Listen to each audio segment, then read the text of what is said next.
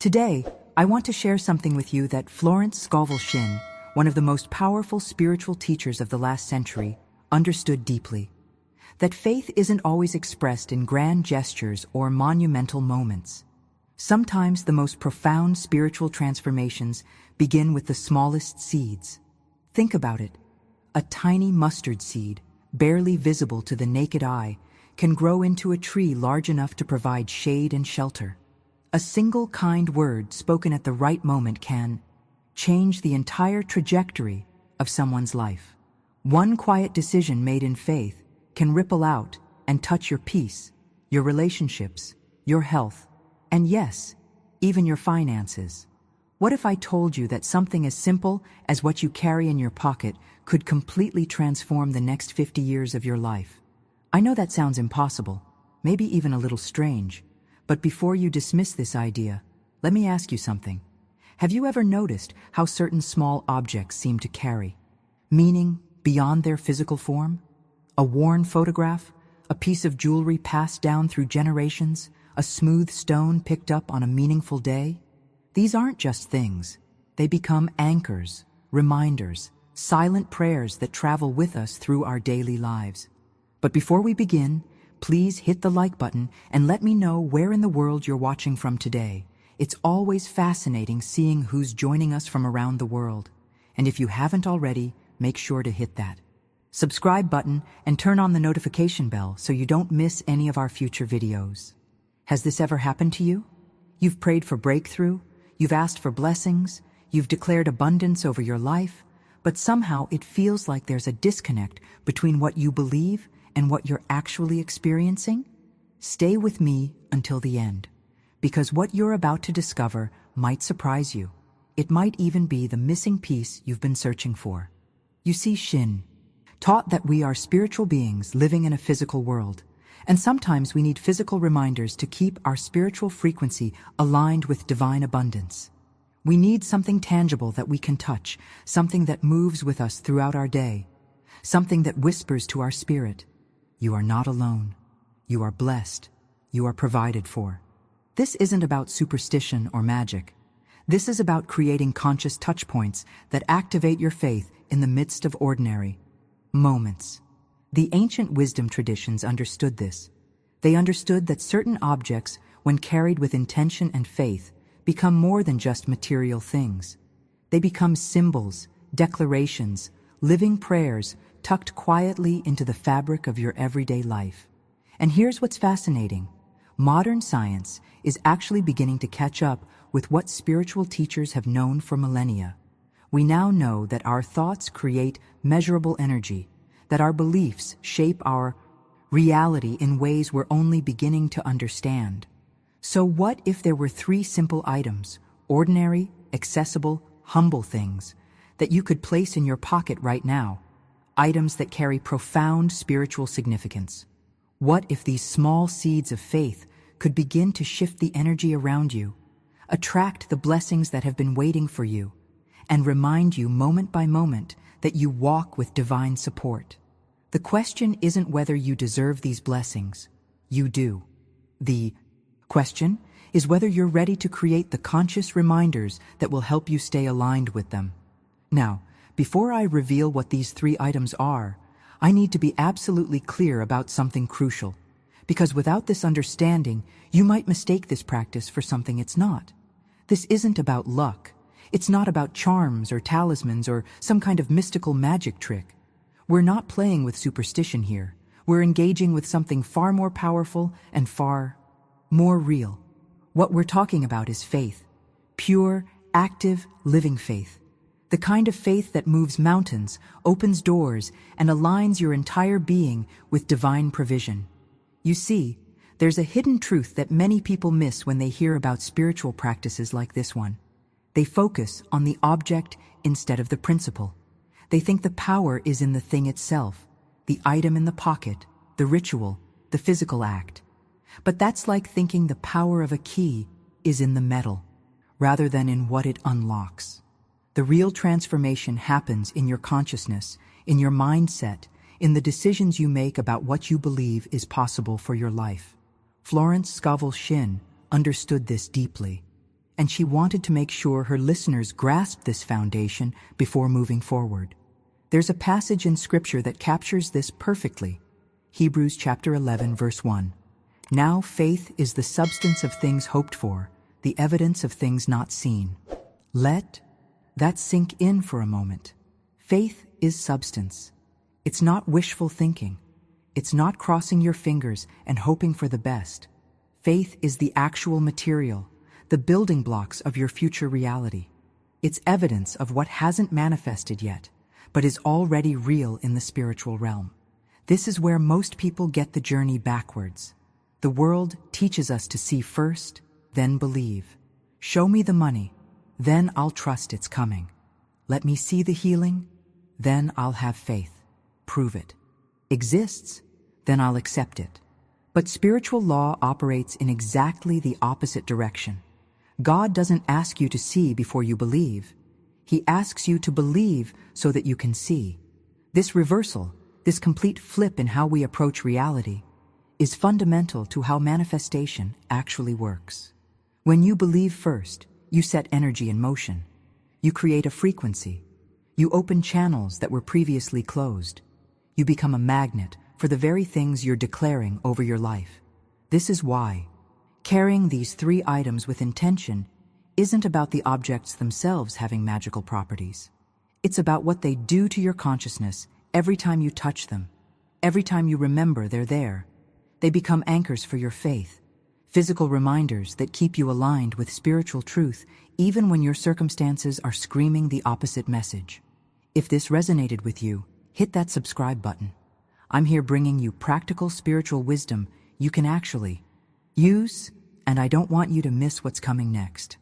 Think about it this way.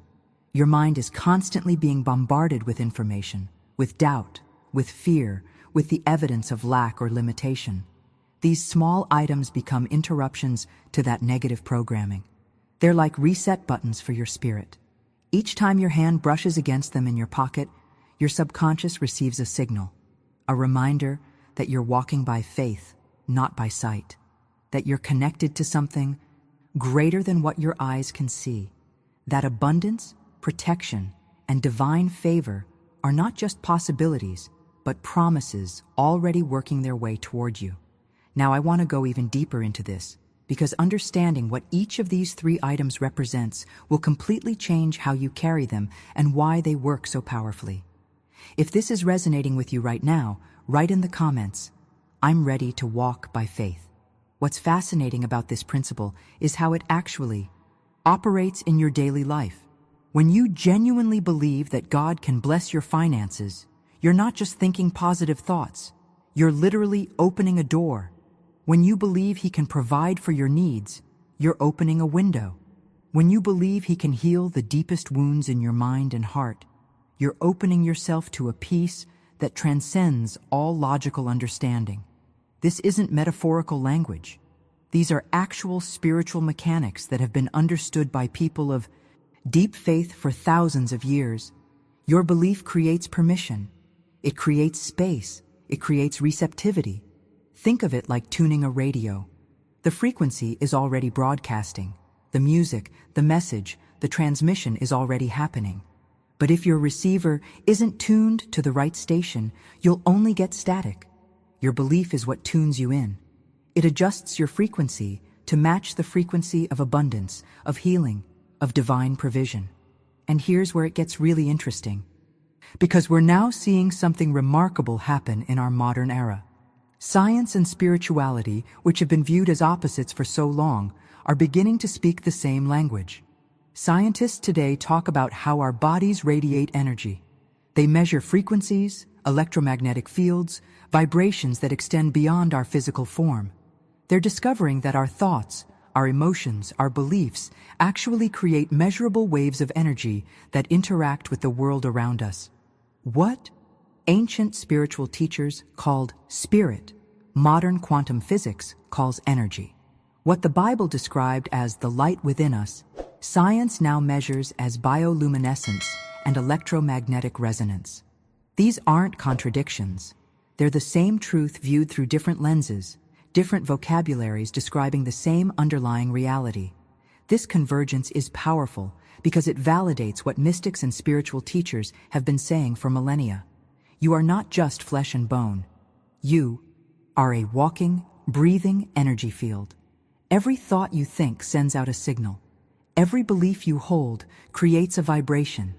Every emotion you feel radiates outward and attracts similar frequencies back to you.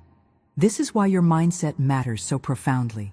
This is why the decisions you make about what to believe, even when circumstances suggest otherwise, have such tremendous impact on your journey. When Florence Scovel Shinn taught about carrying these items with faith, she was teaching energy management. She was teaching consciousness alignment. She was teaching you how to become a deliberate broadcaster rather than a passive receiver of whatever frequencies happen to be floating around you. The hidden revelation here is that you're already carrying energy everywhere you go. The question is, what kind? Are you broadcasting lack or abundance, fear or faith, limitation or possibility? These three simple items become tools for recalibration, for transformation, for keeping your frequency dialed into the station of divine blessing even when the world around you is playing a very different tune. The first item might surprise you, but once you understand its symbolic power and its role in energy cleansing, you'll never look at it the same way again. If you're beginning to see how powerful this really is, type in the comments, "My frequency is shifting." The truth is, when Jesus said, "Let your light shine before men," he wasn't speaking poetry or using a beautiful metaphor. He was stating a literal reality about your nature. You are a vessel of divine light. Right now, as you're watching this, you're giving off a spiritual frequency, a presence that extends beyond your physical body. And you already know this is true because you've experienced it countless times. You've walked into a room and immediately felt peace wash over you before you even saw who was there. You've met someone for the first time and sensed warmth radiating from them within seconds.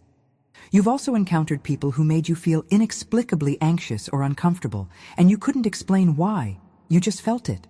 This isn't imagination. This is the reality of spiritual energy that every person carries. We are constantly broadcasting and receiving these invisible signals, these frequencies that communicate on a level deeper than words. Some people walk into a space and the entire atmosphere lifts. Others enter and tension fills the air. What's the difference? It's not their appearance, their words, or even their actions in that moment. It's the energy field they're carrying, shaped by their inner world, their thoughts, their feelings, their beliefs. This is one of those hidden truths that completely changes your understanding of personal transformation. Your spiritual energy is being shaped every single moment by what's happening in your consciousness. When you harbor resentment, you carry a frequency of bitterness that others feel even if you're smiling. When you dwell in gratitude, you radiate a warmth that draws people toward you.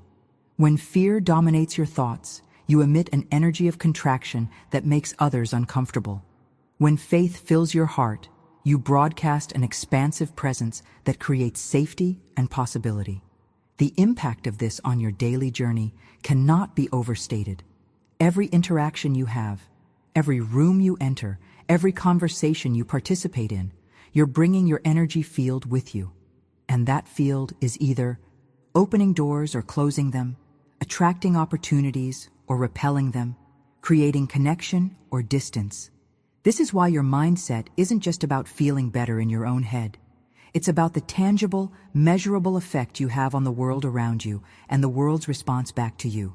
What Florence Scovel Shinn understood was that most people are unconscious broadcasters.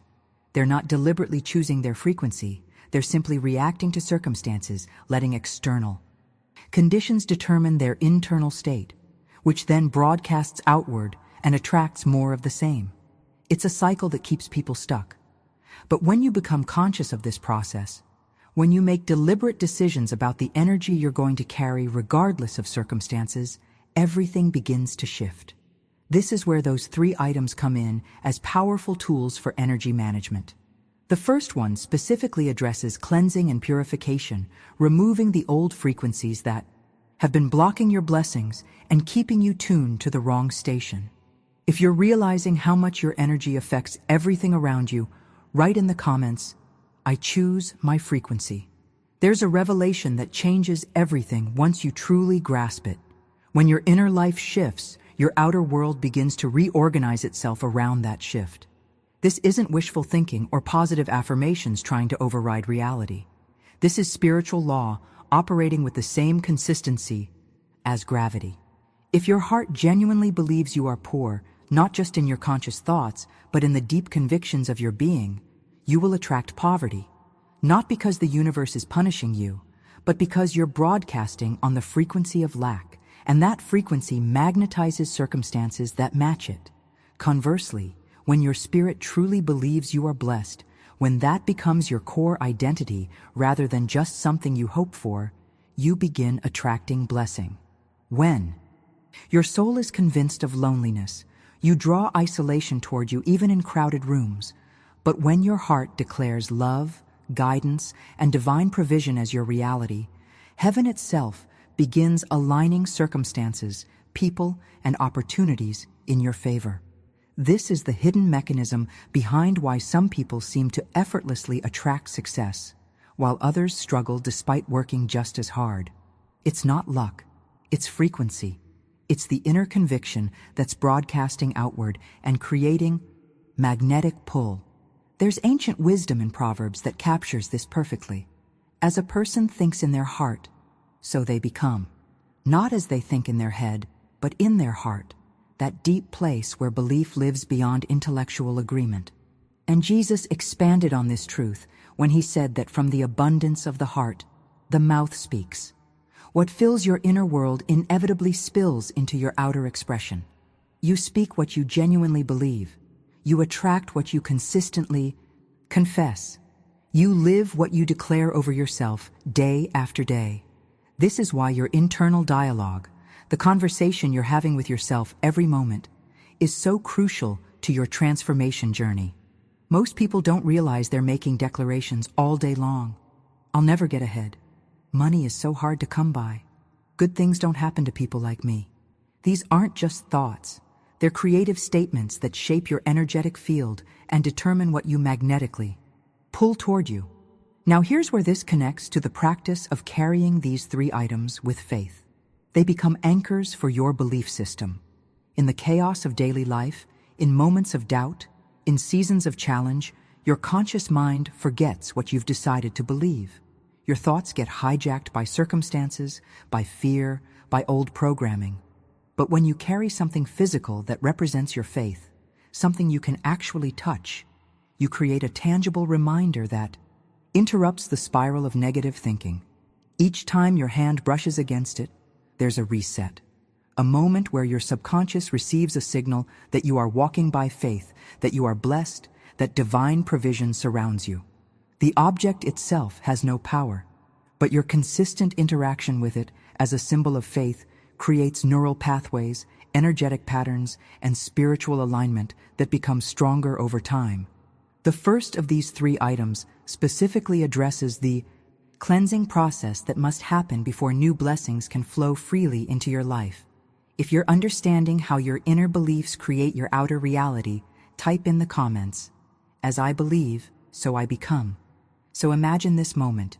You're in the middle of a stressful day. Your mind is racing with worries about bills or relationships or health, and you reach into your pocket for your keys or your phone. But your hand brushes against this small item you've placed there with intention, and in that instant something shifts. It's subtle but real, a whisper to your spirit. I am blessed. I am favored. I am not alone. This isn't magic happening. This is memory being activated. This is faith made visible and tangible in your daily experience.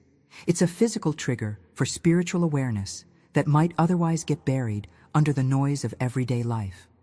The beautiful thing about this practice is that it's not some new age invention disconnected from spiritual truth.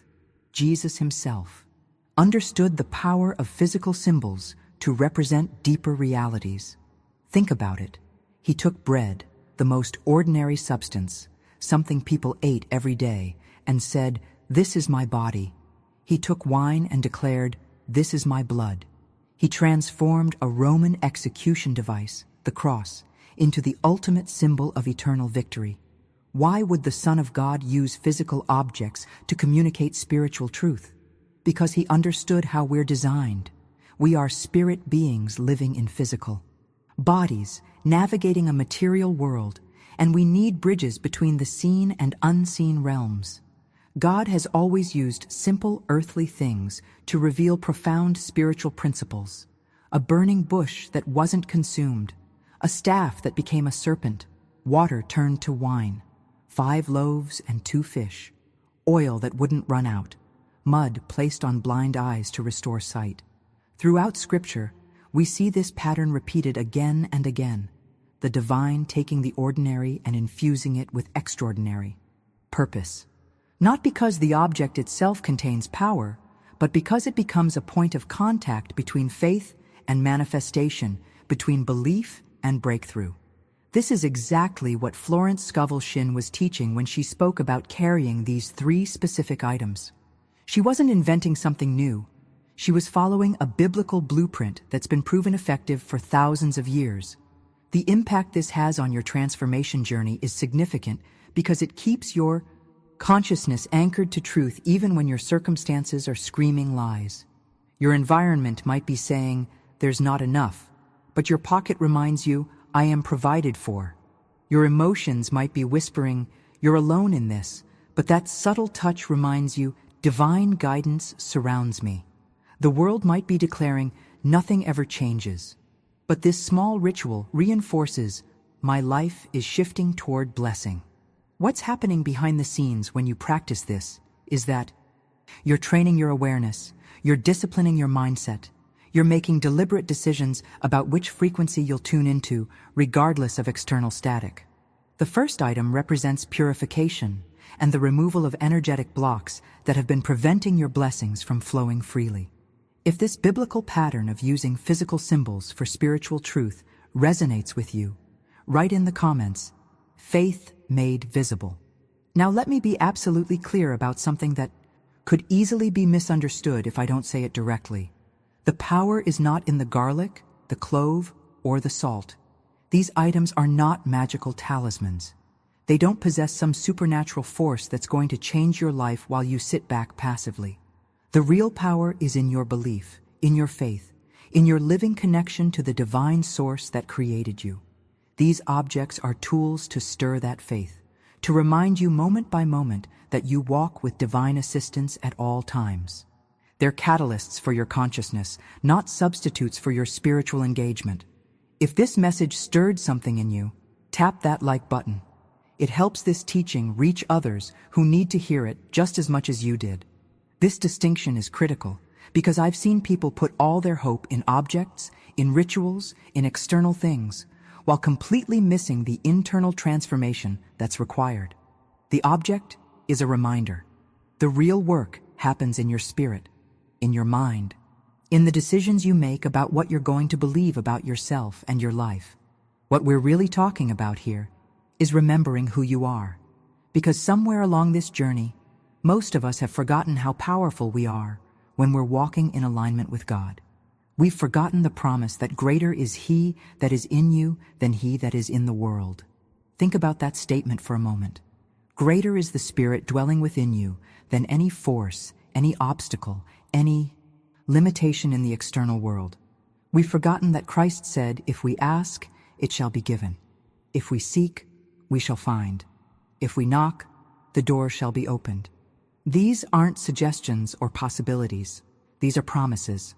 But we've been conditioned by a world that operates on fear and scarcity to doubt these truths. We've been taught to believe in our limitations more than our divine potential. We've accepted the narrative that we're small, powerless, at the mercy of circumstances and chance. And that mindset keeps us trapped in cycles that don't serve us. The hidden revelation here is that you've had access to this power all along. It's not something you need to earn or qualify for. It's already within you, waiting to be remembered, waiting to be activated through faith. When you carry these 3 items with conscious intention, you're not trying to gain power from them. You're using them as touch points to reconnect with the power you already possess. Every time you feel that item in your pocket, you're being called back to the truth of who you are. A spiritual being with divine backing, walking through a temporary physical experience with heaven's full support. This is why the practice works so powerfully for transformation. It's not about the object changing your circumstances. It's about the object reminding you to change your frequency, your belief, your expectation. And when those internal shifts happen consistently, your external reality has no choice but to reorganize itself around your new energetic signature. The first item specifically represents the cleansing that needs to happen, the old energy and limiting beliefs that need to be released, so new blessings have space to enter. If you're ready to remember the power that's already within you, type in the comments, "I remember who I am." So when you place this item in your pocket with intention, you're making a physical declaration of spiritual truth. You're essentially saying to the divine, "I am asking, I'm seeking, I am knocking." It's not passive hoping, it's active faith. You're positioning yourself to receive what has already been promised to you, but which requires your participation to manifest. This physical act of carrying something sacred reinforces your spiritual intention and keeps it alive in your daily consciousness instead of letting it fade into the background noise of busy life. What happens next is where the real transformation becomes visible. You start to notice changes. But here's what's fascinating. The external world doesn't necessarily become easier. Your bills don't magically disappear. Challenges don't suddenly stop appearing. The traffic doesn't clear just for you. What changes is your inner world, and that makes all the difference. Your inner world becomes stronger, more resilient, more anchored in faith rather than fear. And when you're operating from that place of inner strength, you walk with a different spirit. People can sense it even if they can't. Articulate what's different about you. There's something that shifts in your presence, in your energy, in the decisions you make throughout the day. You stop reacting to circumstances and start responding from a place of faith. You stop seeing obstacles as dead ends and start recognizing them as redirections. You stop interpreting closed doors as rejection and start trusting their protection. This is the hidden impact of the practice. It changes your lens, your filter, your interpretation of reality. And when your interpretation changes, your experience of reality changes. Doors that were previously closed to you begin to open. Not because the doors themselves changed, but because you're now carrying the frequency that those opportunities resonate with. Blessings that seemed impossible start finding their way to you through unexpected channels, synchronicities, divine appointments. Why? Because what you send out, you attract.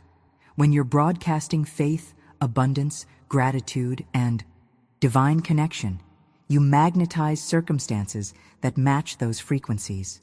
When you're sending out worry, doubt, and scarcity consciousness, you get more situations that confirm those beliefs.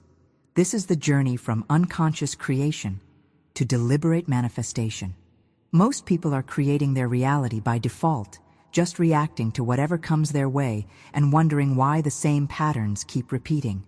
But when you engage this practice with genuine faith, you become a conscious creator, deliberately choosing the energy you carry and therefore the experiences you attract. The first of these three items represents the cleansing and purification process, removing the old frequency patterns, the accumulated negativity, the limiting beliefs that have been blocking the flow of blessing into your life. If you're feeling this shift happening in your own inner world right now, write in the comments, "My inner strength is rising." There's wisdom that's been passed down through generations of spiritual teachers, and it goes like this. You cannot send out a prayer of faith and receive back fear. It's impossible. The universe, God, the divine intelligence that governs all things, it operates on the principle of correspondence. You reap what you sow, always. When you plant seeds of gratitude in your consciousness, you harvest joy in your experience. When you sow trust, you reap peace. When you consistently sow faith, you reap what most people would call miracles. This isn't religious rhetoric.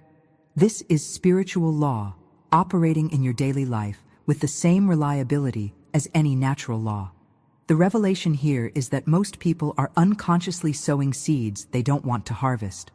They're planting worry and wondering why anxiety grows. They're sowing doubt and confused about why their dreams never materialize. They're broadcasting scarcity and frustrated that abundance eludes them. But the law doesn't judge what you plant. It simply returns to you more of what you've put into the ground. This is where the practice of making conscious declarations becomes transformative. When you deliberately declare, I send out faith and attract blessing, I send out light and attract goodness, I send out trust and attract peace. You're not just repeating empty words or trying to convince yourself of something that isn't true. What's actually happening is that you're activating your mind, your spirit, your energy field, and your faith all at once. You're sending a signal to every level of your being. This is who we are now. This is what we believe. This is the frequency we're operating on. And repetition matters because you're essentially reprogramming patterns that have been running on autopilot for years, maybe decades. You're training your consciousness to expect blessing as your default instead of bracing for difficulty. You're teaching your nervous system to relax into trust rather than contract in fear. This training fundamentally changes your spiritual frequency, and that change in frequency is what creates the shift in your external circumstances. Think of it like tuning an instrument. If your internal frequency is out of tune with abundance, you can work as hard as you want, but the music of your life will sound off. But when you take the time to tune your instrument through these deliberate declarations, through these physical reminders, through conscious faith practices, suddenly, everything starts harmonizing. The first item you'll carry represents this tuning process. It's about purification, about clearing out the discordant notes, the old frequencies that have been keeping you stuck in patterns you've outgrown. If you're ready to consciously choose what you're planting in your life, type in the comments, I sow faith and reap miracles. What makes these 3 items so powerful in your transformation journey is that they serve as constant reminders of divine presence. Not occasional reminders when you happen to think about God, but moment-by-moment anchors that whisper to your consciousness, God is near right now. His Spirit is within you right now. His abundance surrounds you right now. This awareness, when it becomes constant rather than sporadic, completely transforms how you move through the world. It changes how you interpret challenges, how you respond to opportunities, how you interact with people, how you make decisions. You stop feeling like you're navigating life alone, and you start experiencing the reality that you're divinely guided, protected, and provided for in every single moment. Now, I'm going to reveal the first of these 3 items, and I want you to keep an open mind because your initial reaction might be surprise or even skepticism. The first item is a clove of garlic. Yes, you heard that correctly, garlic. And I know what you might be thinking. We're talking about spiritual transformation and divine alignment, and you're telling me to put garlic in my pocket? Stay with me, because there's profound wisdom hidden in this seemingly ordinary choice. And once you understand the symbolism and the energy behind it, you'll never look at garlic the same way again. Throughout scripture and spiritual history, God has consistently used the most ordinary, humble objects to reveal extraordinary truths. When David faced Goliath, he didn't need elaborate weapons. He picked up 5 smooth stones from a brook, just rocks. Ordinary stones that became instruments of miraculous victory when combined with faith. When Moses needed to demonstrate God's power, he used his shepherd's staff, a stick he'd been carrying for years. When Jesus wanted to teach about provision, he used 5 loaves of bread and 2 fish. When he wanted to demonstrate his identity, he used bread and wine, the most common elements of a meal. The pattern is clear. God specializes in taking what's ordinary and infusing it with extraordinary purpose. Garlic follows this same principle. For thousands of years across cultures and spiritual traditions, garlic has been associated with purification, protection, and the removal of negative energy.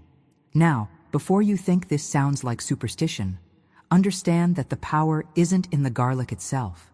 The power is in what it represents and what it reminds you of. Garlic symbolizes the cleansing process that must happen before new blessings can flow into your life.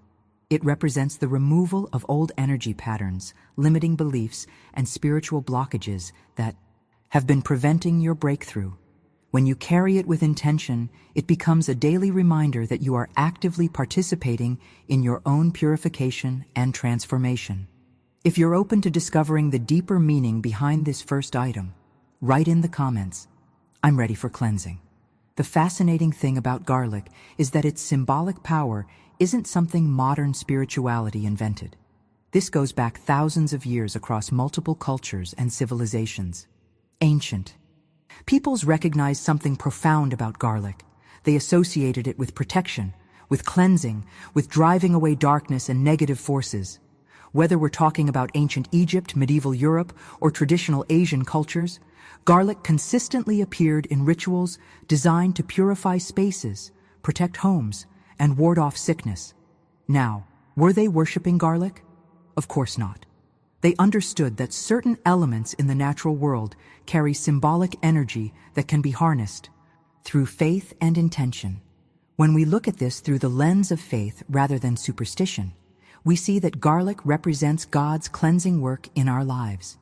It symbolizes what happens when we finally surrender the old patterns, the old pain, the old limitations, and invite the new to enter.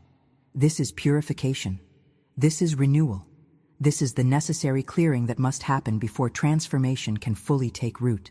There's a powerful verse in Psalm 51 that captures this perfectly. "Create in me a clean heart, O God, and renew a right spirit within me." That prayer isn't just poetic. It's a recognition that we need divine intervention to cleanse what we cannot cleanse ourselves. Holding that clove of garlic in your hand before placing it in your pocket is an opportunity to pray that prayer. You're acknowledging that before you can receive the new blessings God has prepared for you, there needs to be a clearing out of old burdens. Before your cup can be filled with fresh abundance, it must be emptied of stale fear, outdated beliefs, and accumulated negativity. This is the hidden work that happens behind the scenes of every breakthrough. Most people want the blessing without the cleansing, the promotion without the preparation, the transformation without the transition. But spiritual law doesn't work that way. Think about it in practical terms. If you want to plant a garden, you first have to clear the land. You can't just throw seeds on top of rocks and weeds and expect a harvest. You have to remove what doesn't belong, turn the soil, create space for growth. Your life operates the same way. You might be praying for financial abundance while your consciousness is still cluttered with shame about past money mistakes. You might be asking for loving relationships while your heart is still holding resentment from old wounds. You might be seeking peace while your mind is still replaying traumatic memories on repeat. The garlic becomes your daily reminder that cleansing is happening, that old energy is being absorbed and removed, that you're making space for what's trying to come. If this concept of spiritual cleansing before receiving is resonating with you, type in the comments, "Create in me a clean heart." This is where so many people get stuck in their spiritual journey, and I want to be really honest with you about it. You might be crying out for financial blessings, declaring abundance, visualizing prosperity. But if your heart is still carrying fear about money, resentment toward those who have it, or guilt about past financial mistakes, you're blocking the very thing you're asking for. You haven't forgiven yourself for that business that failed, that debt you accumulated, those poor decisions you made years ago. And as long as that old energy of shame and lack occupies space in your consciousness, there's no room for the new abundance trying to enter. You cannot receive with closed hands. Think about that literally. If your fists are clenched tightly around what you're afraid to lose, you can't grab hold of what's being offered to you. If your heart is gripping scarcity, convinced there's never enough, abundance can't find a place to land. Jesus taught this principle when he said you can't pour new wine into old wineskins. The old container isn't equipped to hold the new blessing. Something has to shift first. The old must be released so the new can be received. This is where the practice becomes tangible and powerful. Take 1 clove of garlic, just 1 is enough, and as you peel it gently, removing that papery outer skin, you're engaging in a physical act that represents a spiritual reality. As each layer comes off in your hands, whisper this prayer with genuine intention. Lord, as I peel away these layers, peel away everything in my life that doesn't belong, every fear that's been holding me back, every limitation I've accepted as truth, every debt, whether financial or emotional, that weighs me down, every old memory that keeps playing in my mind, stealing my peace. This isn't just symbolic. This is participatory faith. You're actively engaging in your own transformation process. You're making a decision to release what you've been carrying, and you're inviting divine intervention to complete what you cannot do alone. The act of peeling becomes a meditation, a moment of mindfulness where you're fully present to the cleansing that needs to happen. Some people rush through this step, treating it like a quick task to check off. But the impact comes when you slow down, when you allow yourself to feel the release, when you genuinely mean the prayer you're whispering. As that outer layer comes off, you might find yourself thinking about specific things you need to let go. A grudge against someone who hurt you, anxiety about a situation you can't control, shame about who you used to be before you knew better. Let those thoughts surface, acknowledge them, and consciously release them as the layer falls away. The second item will represent something beautiful that comes after this cleansing, but first, the clearing must happen. If you're ready to participate in your own cleansing and release what doesn't belong, write in the comments, I release the old. Now, if the smell of garlic bothers you, and let's be honest, it's not exactly subtle, you can place it in a small cloth pouch or bag to contain the scent. But here's something powerful you can do first. Take those outer layers you peeled away and burn them. Yes, actually set them on fire in a safe container, watching as they turn to ash. There's deep symbolism in this act because throughout Scripture, fire represents purification and transformation. Hebrews tells us, our God is a consuming fire. Fire doesn't destroy what's pure, it refines it. It burns away the dross, the impurities, the waste, and leaves behind gold. When you watch those papery layers burn, you're witnessing a physical representation of spiritual cleansing. Everything that doesn't belong, everything you've been carrying that was never meant to be yours, is being consumed and transformed. The old shame burns away. The old fear turns to ash. The old limitations dissolve in the flame. What remains is the pure clove, representing your purified intention, your cleansed energy, your renewed faith. This ritual creates a powerful moment of transition between who you were and who you're becoming. Once you have your prepared garlic, clove, hold it gently in both hands. Close your eyes and take a deep breath. This is the moment of activation, where you infuse this physical object with spiritual intention through faith. Speak these words deliberately, with conviction. I activate this for blessings to flow into my life. Lord, cleanse my heart, my thoughts, and my energy. Let this be a symbol of your divine protection and prosperity. Say it 3 times, not because there's magic in repetition, but because 3 represents divine completion, Father, Son, and Holy Spirit. The Trinity, wholeness. Each time you speak it, you're not just repeating words, you're layering your faith, strengthening your intention, aligning your consciousness with divine abundance. The first time you say it, you're declaring to your mind. The second time, you're declaring to your spirit. The third time, you're declaring to the heavenly realm that you are ready, you are open, you are aligned. This activation transforms an ordinary object into a sacred reminder. From this moment forward, every time you reach into your pocket and feel that clove, your subconscious will remember this prayer, this moment, this decision to walk in faith and expectation. The impact of this practice builds over time. It's not about instant manifestation, it's about consistent alignment. Day after day, that small reminder in your pocket keeps you tuned to the right frequency, keeps your mindset oriented toward blessing rather than lack, keeps your energy field broadcasting faith instead of fear. Now, the second item works in beautiful harmony with this first one, representing something that comes after the cleansing. If you've completed this activation and you're carrying this intention forward, write in the comments, "I am activated for blessing." You might be wondering at this point, does this really work? And here's the truth that changes everything. The moment you genuinely believe, it begins to work. Not because the clove itself has some mystical property, but because your faith activates divine power. There's a story in the Gospels about a woman who had been suffering with an issue of blood for 12 years. She'd spent everything she had on doctors and treatments with no results. But when she heard Jesus was passing by, she said to herself, "If I can just touch the hem of his garment, I will be made whole." She didn't need to touch Jesus himself. She touched his clothing, and power flowed from him to her because her faith made contact. That's exactly what's happening here. You're using this physical object as a point of contact between your faith and divine power.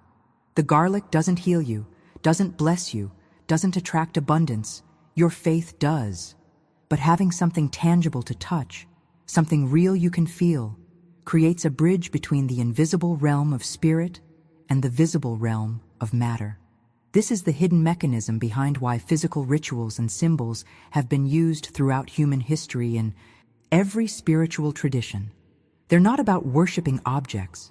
They're about creating contact points where faith can flow. When you carry that clove in your pocket as you move through your day, it becomes a silent, continuous declaration. Without speaking a word, you're saying, "Lord, wherever I go today, cleanse my path. Remove what doesn't belong in my life. Absorb whatever negative energy tries to attach to me.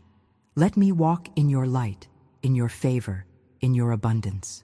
It's a prayer that travels with you to work, to meetings, to difficult conversations, to moments of stress and uncertainty. While everyone else around you might be operating in worry and fear, you've got a reminder right there in your pocket that you're walking under divine protection. This constant awareness creates a shift in your entire energy field. Your decisions change because you're not making them from a place of desperation, but from a place of faith. Your reactions change because you're not being tossed around by circumstances, but anchored in spiritual truth.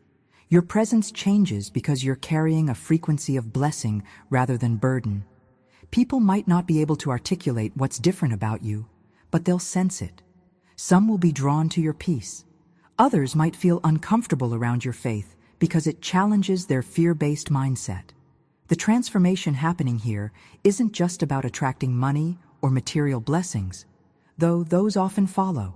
It's about fundamentally shifting how you move through the world, how you interpret your journey, how you respond to both challenges and opportunities.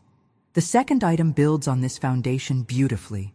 If you're experiencing this shift in how you carry yourself through life, write in the comments, "I walk in divine favor."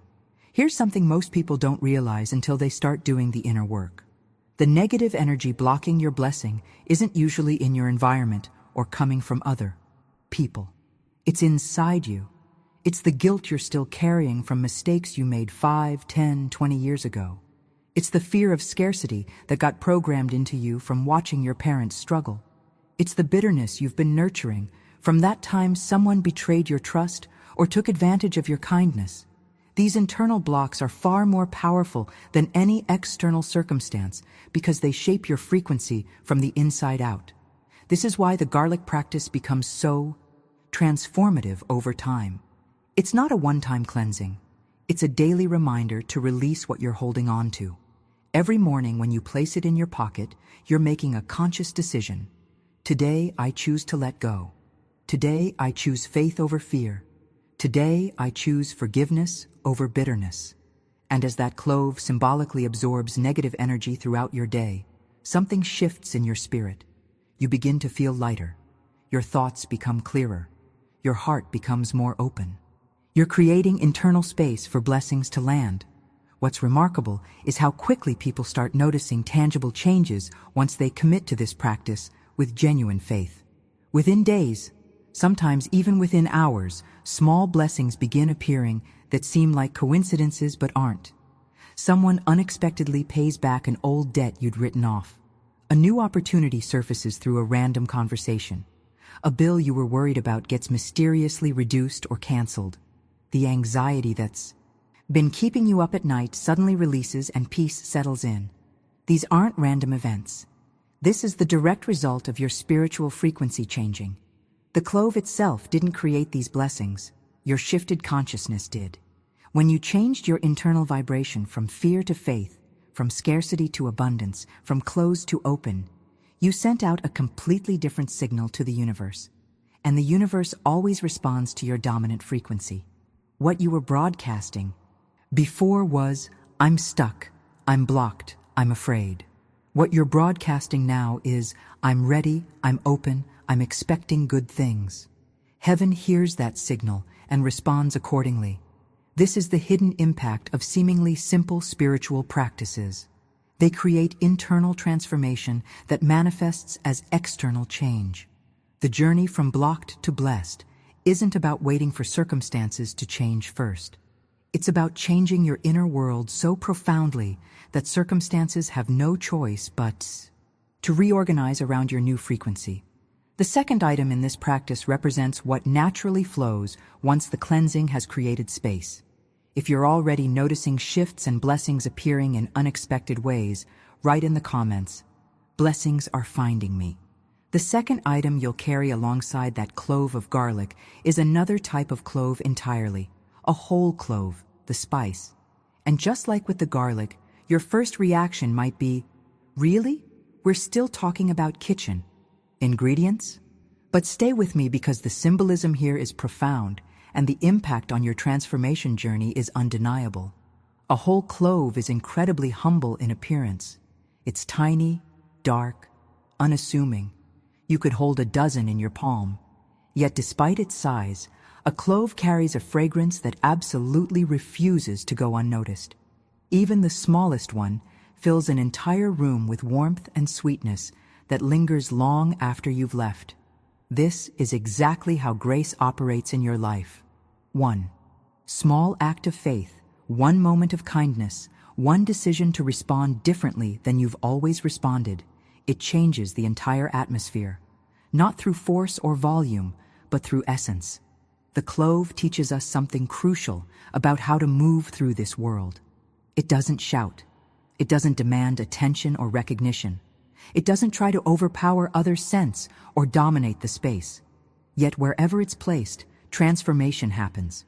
Food tastes richer. Tea becomes medicinal. Air becomes fragrant. Presence is felt. This is the mindset shift that changes everything. You don't need to be the loudest voice in the room to have the most impact. You don't need to force your way through obstacles or fight for every inch of progress. When you carry the essence of grace, when your spirit radiates warmth and sweetness regardless of circumstances, you transform environments simply by being present. The world is going to test you daily. People will disappoint you. Situations will frustrate you. Injustice will anger you. Financial pressure will stress you. Health challenges will discourage you. And in those moments, you have a choice about what you release. When life applies heat and pressure, when you feel like you're being burned by circumstances, you can either release smoke, bitterness, complaint, negativity, anger, or you can release aroma. The clove teaches this beautifully. When it's crushed, when pressure is applied, it doesn't become toxic. It releases more fragrance. It becomes more potent, more healing, more valuable. This is the hidden revelation about trials and difficulties. They're not punishments. They're opportunities to reveal what's truly inside you. When you're crushed by circumstances, may you respond like that clove, with warmth, with sweetness, with a comforting presence that makes others feel safe rather than threatened. The third item completes this trinity of transformation in a way that brings everything together. If you're committed to releasing grace even when life applies pressure, write in the comments, "I release sweetness, not smoke." What's fascinating about this practice of carrying cloves is that it's not some modern spiritual trend. This goes back centuries. Ancient travelers would carry cloves with them on long journeys, believing that the aroma could purify the air around them and keep sickness at bay. Now, whether that's scientifically accurate isn't really the point. What matters is the faith behind the act. These travelers understood something profound. Purity and protection could coexist in something small and ordinary. They recognized that the items we keep close to our bodies, the objects we carry with intention, actually shape the energy field surrounding us. This is the same principle behind wearing religious symbols, carrying prayer beads, or keeping meaningful tokens in your wallet.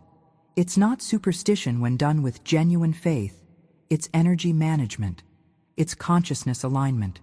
When you carry that whole clove in your pocket alongside the garlic, you're adding another layer of protection and another frequency to your spiritual broadcast. The garlic cleanses and removes negative energy. The clove adds sweetness, grace, and the aroma of divine favor. Together, they create a powerful combination working on your behalf throughout the day. But there's another dimension to the clove symbolism that speaks directly to where you might be in your journey right now. Spiritually, the clove represents the sweetness of divine timing. Here's what I mean. A clove tree doesn't produce fruit quickly. It takes years, sometimes 5, 6, 7 years, of growing in silence, developing deep roots, strengthening its trunk, before it ever produces a single bud. During those years, if you judged that tree by what you could see above ground, you might think nothing significant was happening. But beneath the surface, an entire root system is being established. Strength is being built. The capacity to bear fruit is being developed. Your blessings work exactly the same way. Just because you can't see them manifesting yet, doesn't mean they're not developing. Just because the breakthrough hasn't appeared, doesn't mean the roots aren't growing deep right now. Divine timing means that everything is happening in the perfect sequence, even when it feels like nothing is happening at all. And here's the beautiful part. When those blessings finally emerge, when that clove tree finally blooms, the fruit is so potent that just one clove can flavor an entire dish. One bud can fill an entire room with fragrance. Your breakthrough, when it comes, will be powerful enough to transform not just one area of your life, but entire situations, entire seasons, entire chapters of your story. The third and final item brings a grounding, preserving element that completes this powerful trinity. If you're trusting divine timing, even when you can't see progress yet, write in the comments, "My roots are growing deep." So as you go through your daily life with that clove in your pocket, it becomes more than just a symbol. It becomes your teacher, your reminder, your gentle guide back to grace. When bitterness tries to visit your home, when someone says something hurtful or a situation triggers old wounds, reach into your pocket and feel that clove. Let it remind you in that moment to speak gently instead of retaliating. Let it whisper, "You can choose sweetness over sharpness right now." When fear starts whispering its lies, that you won't have enough, that things won't work out, that you're not protected, remember that faith has a stronger fragrance than fear. That clove is a physical reminder that you're choosing to broadcast faith regardless of what circumstances look like. And in those moments when you feel completely unseen, when it seems like nobody notices your effort, your sacrifice, your quiet faithfulness, that small clove in your pocket reminds you of a powerful truth. Heaven sees you completely and lovingly. Every act of kindness you thought went unnoticed. Every sacrifice you made in secret. Every time you chose grace when you could have chosen revenge. Every moment you kept going when quitting would have been easier. It's all been seen, all been recorded, all been noticed by the one whose opinion matters most. The world doesn't need more noise right now. It doesn't need louder voices or bigger personalities or more aggressive energy. What the world desperately needs is more fragrance, more people who carry grace, who radiate peace, who transform atmospheres simply by being present. And you were born to be one of those people. Now we come to the third and final item. And this one might be the most profound of all because of its biblical significance and historical weight. The third item is salt. Just a pinch. Humble, ancient, utterly sacred. Throughout human history, salt has moved entire empires. Wars were fought over it. Trade routes were established because of it. It healed wounds when medicine was scarce. It preserved food and prevented nations from starving. Covenants and unbreakable bonds were sealed with salt. When two parties wanted to make an agreement that could never be broken, they shared salt together. When people wanted to describe something as completely pure, they said it was as pure as salt. This wasn't just seasoning. This was currency, medicine, preservation, and spiritual symbol, all wrapped into one crystalline substance. Salt represents purity, integrity, and the preservation of what's good, even when everything around it tries to decay. And when you understand what salt does spiritually, you'll realize why carrying it completes this powerful trinity of transformation. If you're ready to understand salt's role in preserving your blessings, write in the comments, "I am the salt of the earth." What I love about salt is that it never makes a grand entrance. It doesn't announce itself or demand recognition. Salt simply does what it was designed to do: preserve, purify, and enhance. When decay tries to creep into food, salt stops it. When flavor starts to fade, salt restores it. When wounds threaten to become infected, salt cleanses them. It doesn't need applause or validation. It just works. And this is exactly what divine wisdom does in your life when you allow it to operate. It keeps your spirit from rotting under the weight of bitterness. It restores joy in places where dullness and disappointment have crept in. It preserves the goodness in your heart even when the world around you is falling apart. Carrying salt in your pocket alongside the garlic and clove creates a complete spiritual ecosystem. The garlic cleanses and removes what doesn't belong. The clove adds sweetness and grace. The salt preserves the transformation and keeps you from losing your flavor, your essence, your spiritual vitality. Together, these three items work in harmony to shift your consciousness and maintain your alignment with divine frequency. But salt carries an even deeper revelation about value and worth that might completely change how you see yourself. In ancient times, salt was so valuable that it was literally called white gold. Roman soldiers weren't paid with coins or currency as we know it. They were paid with salt. That's actually where we get the word salary today. Think about that. Salt was considered payment because it represented something lasting, something essential, something you literally could not survive without. You could live without gold ornaments or fancy possessions, but you couldn't live without salt. It was the measure of true value because it sustained life itself. This speaks directly to your journey of transformation and how you measure your worth. Your value isn't in your bank account, your job title, your possessions, or your social status. Your true worth lies in your purity, in the values you refuse to compromise, in the faith you maintain. When it would be easier to quit, in the integrity you demonstrate when nobody's watching. These are your real treasures. These are the things that make you valuable in ways the world can't quantify. When you carry salt as a reminder of this truth, you stop measuring yourself by worldly standards and start recognizing your divine worth. The practice of carrying these three items together creates something powerful that goes deeper than most people realize. If you're beginning to see your worth through heaven's eyes rather than the world's measurement, write in the comments, "My value is in my purity." There's a spiritual dimension to salt that goes even deeper than preservation and value. Throughout Scripture, salt represented covenant, a divine promise, an unbreakable agreement between God and His people. When you carry salt with intention, you're essentially declaring, "I am in covenant with my Creator. I am protected, purified, and preserved by divine promise." This isn't wishful thinking or positive affirmation.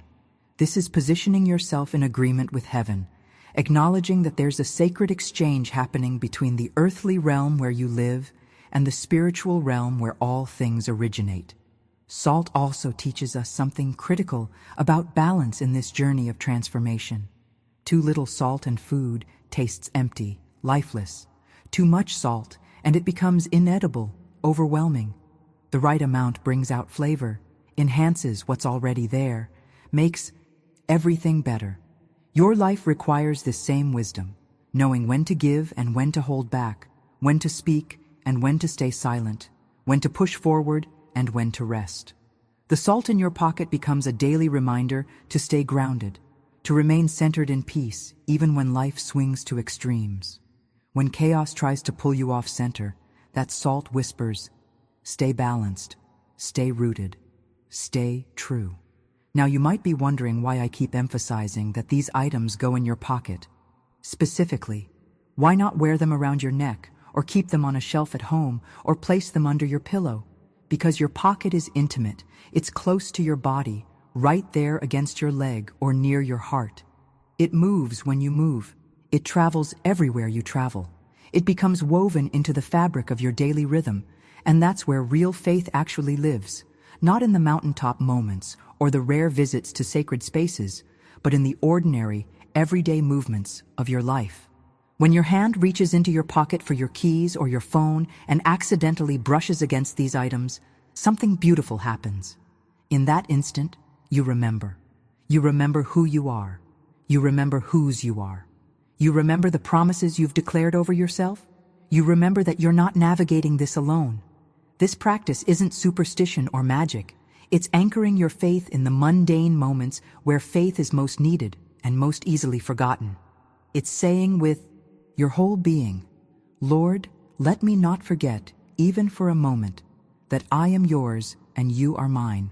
50 years from now, when your hair is gray and your hands are weathered, you'll reach into your pocket out of habit, and you'll smile because you'll finally understand the truth. If this entire practice is making sense to you now, write in the comments, I carry my covenant with me. It wasn't the garlic, the clove, or the salt that changed your life. It was the faith that grew in you because you chose to remember. It was the daily decision to carry divine connection with you everywhere you went. It was the transformation that happened inside you while the world around you slowly reorganized itself to match your new frequency. If you made it all the way to the end of this message, you're not here by accident. Something in you recognized truth when you heard it. Something in your spirit knew this was meant for you right now, in this season, at this exact moment in your journey. And I want you to know that I see you. I honor the faith it took to stay present through this entire teaching, to remain open even when parts of it challenged your old ways of thinking. If you found value in what we explored together today, do me a favor. Hit that subscribe button. This channel exists to bring you practical spiritual wisdom that actually works in real life, not just theory that sounds nice, but leaves you unchanged. There's so much more I want to share with you about manifestation, faith, practices, and walking in divine alignment. And I don't want you to miss any of it. And before you go, leave a comment right now that says, this message was meant for me. Let that be your declaration that you received what you needed today. When you write it, you're not just leaving a comment. You're sealing your intention, making it real, putting it into words. I read every single one, and I'm genuinely curious to know where you are in the world and what resonated most deeply with you. If this teaching touched something in you, if it shifted something in your perspective, go ahead and tap that like button. It helps this message reach others who need to hear it just as much as you did. Now, there's something else you need to see. There's a video right here that goes even deeper into how your words create your reality and how to speak blessings that actually manifest. It's the perfect next step on this journey we're taking together. Click it and continue with me over there. I'll be waiting for you.